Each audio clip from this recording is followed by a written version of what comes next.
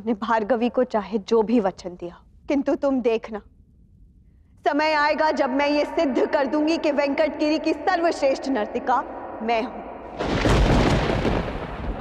और कोई नहीं।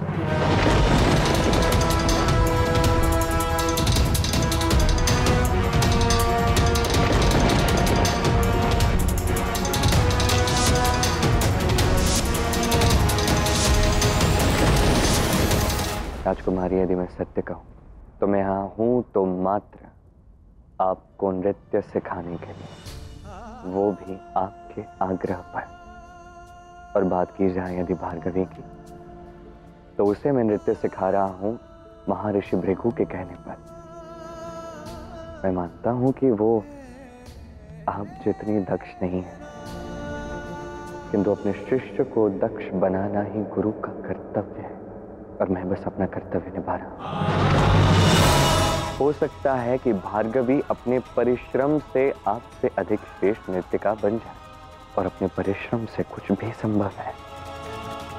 ये कोई इतनी बड़ी बात नहीं थी राजकुमारी। मेरा कार्य है राजकुमारी पद्मावती को और भार्गवी को नृत्य सिखाना, और वही मैं कर रहा हूं। और गुरु होने के नाते मेरा अधिकार है ये प्रश्न पूछना कि मेरा एक शिष्य मेरे दूसरे शिष्य के साथ अभद्रता भला क्यों कर रहा है? तुम अब भी नहीं समझे। कोई बात नहीं, मैं स्पष्ट कर देती हूं।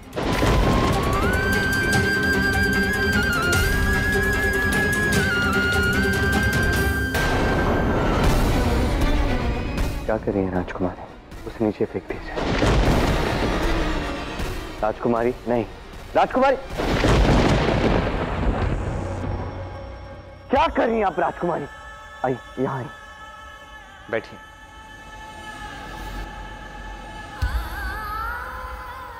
क्या करते हैं आप राजकुमारी?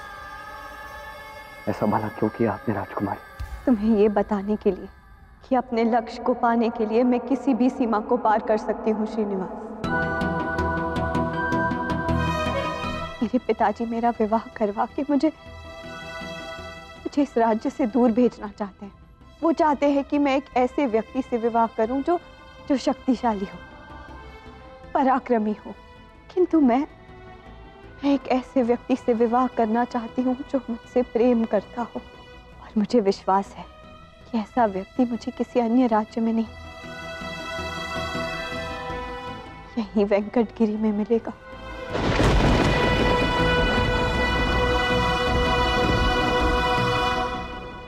महाराज की जय हो। क्षमा करें महाराज, किंतु राज कार्यों में विलंब हो रहा है।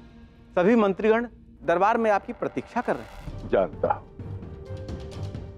किंतु इस समय मेरा परिवार के साथ ये भेंट करना किसी भी राज कार्य से कहीं अधिक आवश्यक है।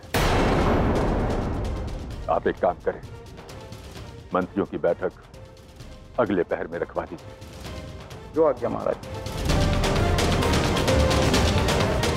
पहले महाराज की बैठक ऋषि भृगु के साथ हुई, उसके पश्चात उन्होंने आपको राजकुमारी पद्मावती को मिलने के लिए बुलाया, और अब मंत्रियों के साथ होने वाली इस बैठक को स्थगित कर दिया। कुछ गंभीर विषय है? कोई बात तो अवश्य है। पता लगाना होगा कि इस राजमहल में चल क्या रहा है। मेरे पास एक ऐसी योजना है जो समय आने पर ही पिताश्री के समक्ष प्रस्तुत करूंगा। अर्थात?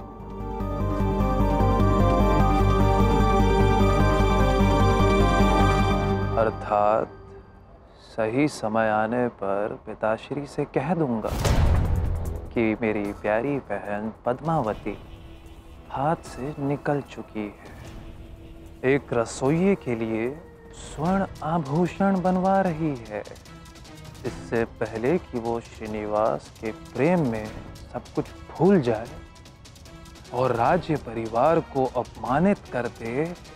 उसका विवाह शीघ्र ही करवाना पड़ेगा,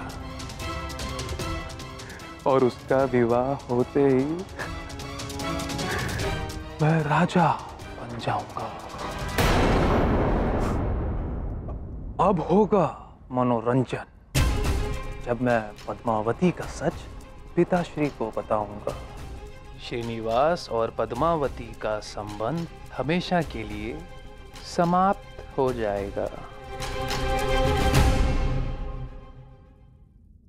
अपने हृदय पर नियंत्रण रखना सीख जाइए राजकुमारी। अपने मन की इच्छाओं पर नियंत्रण रखना सीख जाइए, क्योंकि जैसा हम चाहते हैं सदैव संसार में वैसा नहीं होता। किंतु मैं जो चाहती हूँ वो मुझे कैसे पाना है ये मैं भली भांति जानती हूँ। तुम बस अपना वचन स्मरण रखना। जिस दिन मैं भार्गवी को प्रतियोगिता में पराजित कर दूंगी, उस दिन मैं तुमसे जो मांगूंगी वो तुम मुझे दोगे। मैं वचन देता हूं, जिस दिन आप विजयी होंगी, आप जो मांगेंगी वो मिलेगा। किंतु आप मुझे वचन दीजिए कि चाहे जो कुछ भी हो जाए, अब स्वयं को हानि नहीं पहुंचाएंगे। वचन दीजिए राजकुमारी।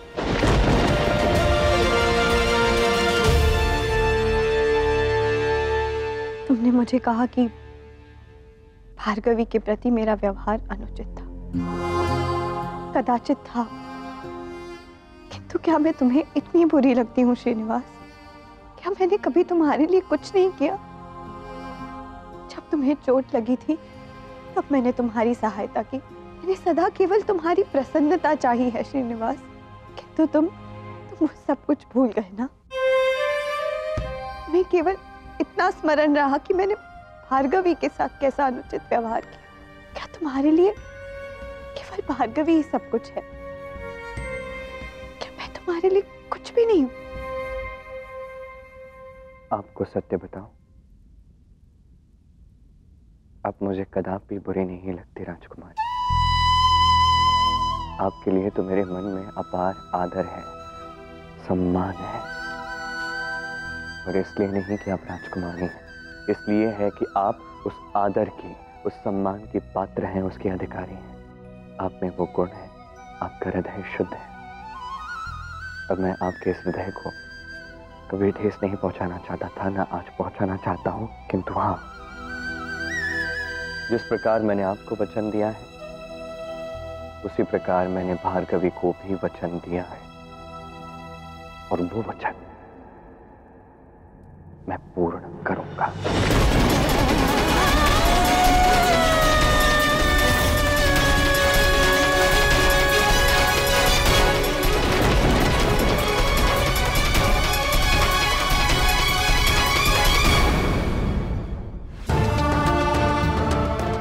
अब तो कुछ भी हो जाए राजकुमारी, आप भार्गवी से जीत नहीं पाएंगे।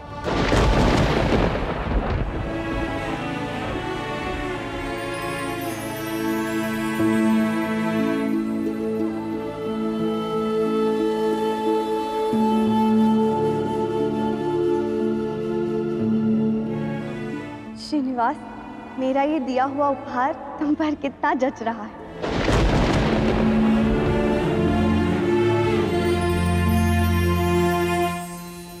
नहीं चाहिए तुम्हारी कोई मित्रता और ना ही कोई तुम्हारा उपहार। हम अपरिचित थे, मैं तुमसे घृणा करती थी, वही ठीक था। कम से कम तुम्हारे कारण इतनी पीड़ा तो नहीं सहनी पड़ती ना मुझे।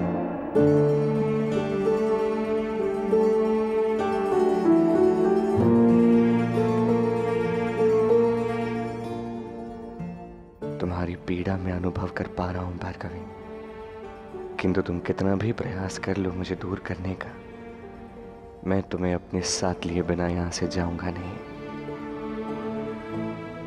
आज तो तुम्हारी पद्मावती से केवल पहली भेंट हुई है, आगे और भी उतार चढ़ाव आएंगे इस यात्रा में, किंतु मुझे विश्वास है कि हमारा प्रेम हर मुश्किल को आसान कर देगा।